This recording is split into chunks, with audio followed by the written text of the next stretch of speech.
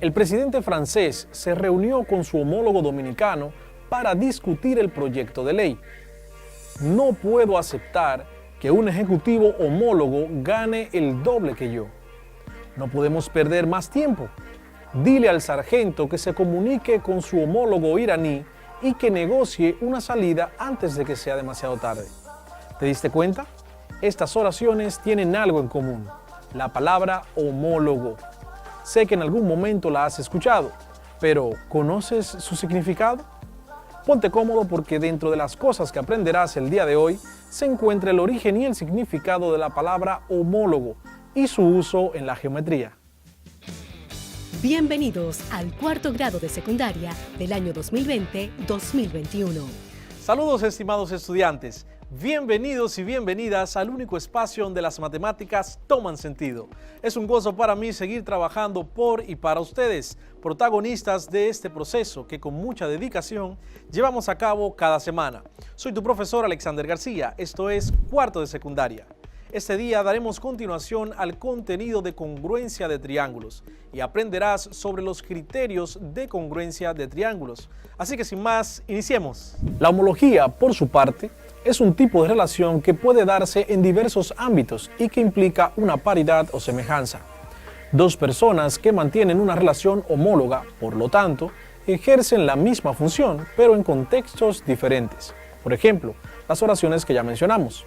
El presidente francés se reunió con su homólogo dominicano para discutir el proyecto de ley. No puedo aceptar que un ejecutivo homólogo gane el doble que yo. No podemos perder más tiempo. Dile al sargento que se comunique con su homólogo iraní y que negocie una salida antes de que sea demasiado tarde. En el ámbito de la biología, la homología es el vínculo de correspondencia que mantienen entre sí aquellas partes que, en diferentes organismos, cuentan con idéntico origen, pero que desarrollan una función que resulta distinta. Esto quiere decir que estas partes orgánicas son homólogas cuando comparten el origen evolutivo, pero están presentes de manera diferentes en especies distintas. Las extremidades de los vertebrados natóstomos son homólogas, aun cuando se trate de un perro, un tiburón o una gaviota. En la bioquímica, las moléculas o parte de ellas que tienen una función y origen análogas pero que son distintas, mantienen un nexo de correspondencia que también se define como homólogo. Seguro te preguntarás, ¿qué tiene que ver todo esto con la geometría? Te explico. Para la geometría, la homología es la relación que establecen aquellos lados que están situados en igual orden en todas las figuras que se clasifican como semejantes o congruentes. Por ejemplo, los triángulos congruentes. Los triángulos congruentes son aquellos que tienen sus lados y ángulos iguales respectivamente. Entonces, los lados y los ángulos iguales entre dos o más triángulos congruentes se llaman homólogos. Si tengo un triángulo ABC congruente con un triángulo DEF, si el lado AB del primer triángulo es congruente con el lado DE del segundo triángulo, se dice que esos lados son homólogos. De igual modo, si en el triángulo ABC hay un ángulo de 60 grados, su homólogo será el ángulo de 60 grados correspondiente en el triángulo DEF.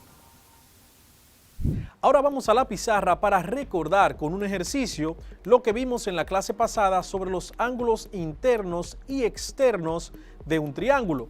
Si observamos aquí en la pizarra tenemos un triángulo en el cual nos dan la medida de dos ángulos internos. El ángulo interno correspondiente al vértice A con una medida de 55 grados. El ángulo interno correspondiente al vértice C con una medida de 40 grados. Lo primero que haremos es encontrar o calcular la medida del ángulo interno que corresponde al vértice B de nuestro triángulo. Para esto vamos a aplicar el teorema fundamental del triángulo que nos dice que la suma de los tres ángulos internos de cualquier triángulo siempre será igual a 180 grados. Por tanto, tendremos que el ángulo A más el ángulo B más el ángulo C debe ser necesariamente igual a 180 grados basados en el teorema fundamental. Tenemos entonces el ángulo A que mide 55 grados.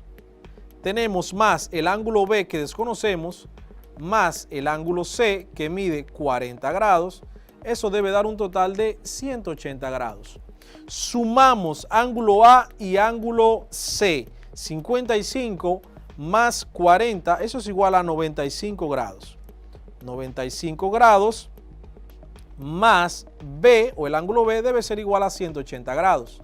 Entonces, despejamos el ángulo B como quitando el 95 que está sumando y pasándolo del lado derecho del signo de igualdad con la operación contraria, es decir, restando. Entonces tendremos que el ángulo B será igual a 180 grados menos 95 grados, que es la sumatoria del ángulo A y el ángulo C. Entonces tenemos 180 grados menos 95, nos da un total de 85 grados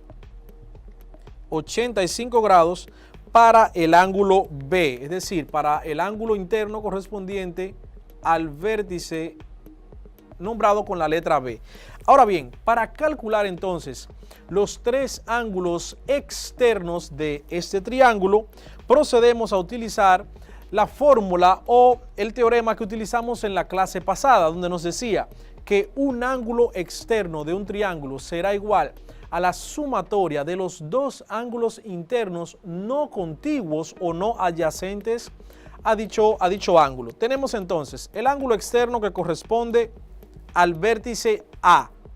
Tendremos que será igual a la sumatoria de los dos ángulos internos no contiguos, que sería el ángulo interno que corresponde al vértice B más el ángulo interno que corresponde al vértice C. Por tanto, el ángulo A, a ponerle X para que se entienda que es externo, será igual a la sumatoria del ángulo interno en B, que es igual a 85 grados, más 40 grados, que es el ángulo interno que corresponde al vértice C. Por tanto, el ángulo externo A será igual a 85 grados más 40 grados, para un total de 125 grados. Lo podemos colocar por aquí. Este es el ángulo externo A, igual a 125 grados. De inmediato, calculamos el ángulo externo que corresponde al vértice B. Ángulo de B externo, que será igual a la sumatoria del ángulo interno en A y el ángulo interno en el vértice con la letra C. Entonces sería igual a 55 grados, ángulo interno en A, más 40 grados, ángulo interno en C. El ángulo externo en B será igual, 55 más 40, muy sencillo. Eso es igual a 95 grados. Y lo colocamos por aquí, 95 grados. Por último tenemos el ángulo externo que corresponde al vértice C, el cual será igual a la sumatoria del ángulo interno en B y el ángulo interno en A. Lo que tendremos entonces, ángulo C externo será igual a 55 grados más 85. Este ángulo será igual 55 grados más 85. Nos da un total de 140 grados. Tenemos aquí 140 grados. Para comprobar si los cálculos que hicimos son correctos, simplemente una manera de hacerlo es sumando los tres ángulos y debe dar un total de 360 grados, como dice el concepto. 125, ángulo externo en A, más 95, ángulo externo en B, más 140, ángulo externo en el vértice C, nos da un total de 360 grados. Tenemos 125 más 95 de B más 140 de C, nos da un total de 360 grados, lo que confirma que nuestro cálculo de los ángulos externos es correcto. Esto fue lo que trabajamos en la clase pasada. Así que con esto refrescas algunos conceptos que tienes que no viste en la clase pasada y demás. Con este conocimiento que has aprendido podemos pasar al contenido de hoy sobre los criterios de congruencia de triángulos. En primer lugar, debes conocer qué son los criterios de congruencia.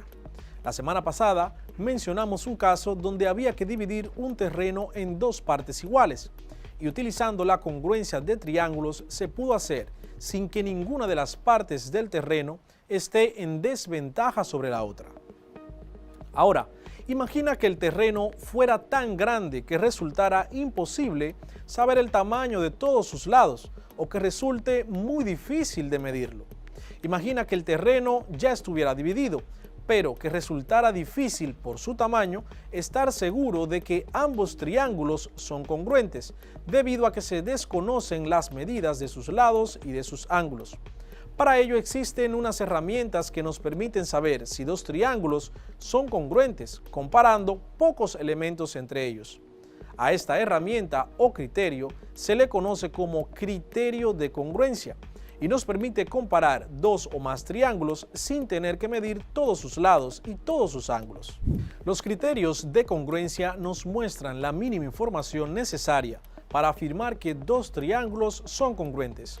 Nos permiten identificar con la información disponible si dos triángulos son o no congruentes entre sí.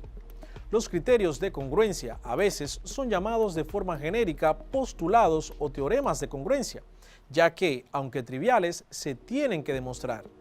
En principio se busca construir triángulos congruentes con el mínimo de información sobre estos.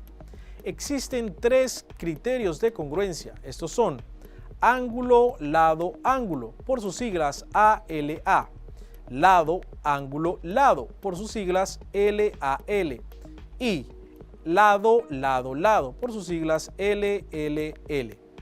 Criterio ángulo, lado, ángulo. Dos triángulos son congruentes si tienen iguales dos de sus ángulos respectivos y el lado entre ellos. En un triángulo, si conocemos dos de sus ángulos, el tercer ángulo queda automáticamente determinado. Criterio lado, ángulo, lado. Dos triángulos son congruentes si tienen dos lados iguales y el mismo ángulo comprendido entre ellos. Criterio lado, lado, lado. Dos triángulos son congruentes si tienen los tres lados iguales. Volvamos a la pizarra y veamos un ejemplo. Aquí tenemos dos triángulos congruentes y nos dicen que calculemos el valor de X en el lado del triángulo PQR. El primer triángulo lo nombramos como ABC y el segundo triángulo como PQR. Nos dicen o nos dan como datos importantes que el ángulo A mide 38 grados. Respectivamente, el ángulo P también mide 38 grados. El ángulo B mide 97 grados y el ángulo Q, respectivamente, mide 97 grados. Ya nos dieron el dato de que son triángulos congruentes. Entonces, nos dan también la medida del lado comprendido entre el vértice A y el vértice B y nos dicen que mide 12 centímetros. Por otra parte, en el triángulo número 2, en el triángulo PQR, la medida que nos dan, que comprende desde el vértice P hasta el vértice Q, nos dan y nos dicen que es igual a 5x menos 8. Entonces, según el criterio ángulo, lado, ángulo, dos ángulos y el lado comprendido entre ellos, si son iguales respectivamente, entonces los triángulos son congruentes. En este caso vamos a determinar el valor de X para entonces comprobar si ese lado mide 12 centímetros al igual que en el primer triángulo. Basados entonces en ese criterio ángulo, lado, ángulo, tendremos que el lado AB tiene que ser igual necesariamente al lado PQ. Entonces, el lado AB nos dice que mide 12 centímetros y el lado PQ nos dice que mide 5, es igual a 5x menos 8. Entonces, vamos a despejar la letra X o la variable X. En primer lugar, vamos a invertirlo para trabajar entonces de manera que la X, cuando la despejemos, nos quede del lado izquierdo del signo de igualdad. No importa si queda del lado derecho o del lado izquierdo, pero lo común, lo que normalmente hacemos, es que el valor de las variables o la variable la ponemos del lado izquierdo y el resultado del lado derecho del signo de igualdad. Por tanto, podemos hacer lo siguiente: 5x menos 8 es igual a 12 centímetros. Simplemente invertimos los términos de esta ecuación. Vamos a ir despejando. Entonces, 5x, el 8 que tenemos aquí al lado está restando. Pasémoslo del otro lado del signo de igualdad con la operación contraria, que sería sumando. Será igual entonces a 12 centímetros más 8. Entonces tenemos 5x igual a 12 centímetros más 8. Vamos a nombrar también el 8 como una unidad de medida en centímetros para poder sumarlo. 12 centímetros más 8 centímetros es igual a 20 centímetros. Entonces, aún le queda algo a la X por despejarla para que esté sola. Tiene aquí el 5 y el 5 ya habíamos dicho en clases anteriores que si está al lado de una variable y entre la variable y ese número no hay ningún signo de operación, automáticamente se entiende que ese número está multiplicando a la variable. Por tanto, la operación contraria a la multiplicación, que es con la que podemos quitar ese 5 y moverlo al lado derecho del signo de igualdad, sería la división. Por tanto, todo lo que esté del lado derecho, que en este caso 20 centímetros, será dividido entre 5. Entonces, finalmente, el valor de X será 20 dividido entre 5. Eso es muy sencillo. 20 entre 5 es igual a 4 centímetros. Ahora bien, ese es el valor de X. Perdón, sería un valor escalar sin unidad de medida en este caso. Entonces, ¿qué hacemos? Vamos a sustituir el valor que tiene X en la expresión que tenemos como medida del lado PQ. En este caso sería la expresión 5x menos 8. Vamos a sustituir el valor de X, que sería 4, menos 8. 5 multiplicado por 4 es igual a 20 menos 8. 20 menos 8 nos da un total de 12 centímetros. Por lo tanto, de esta manera comprobamos que por el criterio ángulo, lado, ángulo, estos dos triángulos son correspondientes. El ángulo A, que mide 38, y el ángulo B, que mide 97 grados, respectivamente con el ángulo P y el ángulo Q, que miden 38 en el ángulo P y 97 grados. El lado que nos dieron al principio mide 12 centímetros, el lado AB, y luego de haber determinado el valor de la variable X, pudimos comprobar que también el lado PQ mide entonces 12 centímetros. En esta clase aprendiste sobre los criterios de congruencia de triángulos, los tres: ángulo, lado, ángulo, lado, lado, lado y lado, ángulo, lado. Con este conocimiento no necesitas conocer todas las medidas de un triángulo para saber si es congruente con otro. Aplicas cualquiera de los criterios y si se cumple uno de ellos, automáticamente será congruente con el triángulo que estás comparando. Te invito a que puedas buscar en casa algunas partes de la construcción que formen triángulos congruentes y puedas comprobar cada uno de estos criterios. Recuerda también seguir ampliando tus conocimientos con tu maestro tutor. Esto fue Matemáticas para Cuarto de Secundaria. Soy tu profesor Alexander García. Hasta una próxima entrega. Bye bye. Cuarto grado de secundaria del año 2020-2021.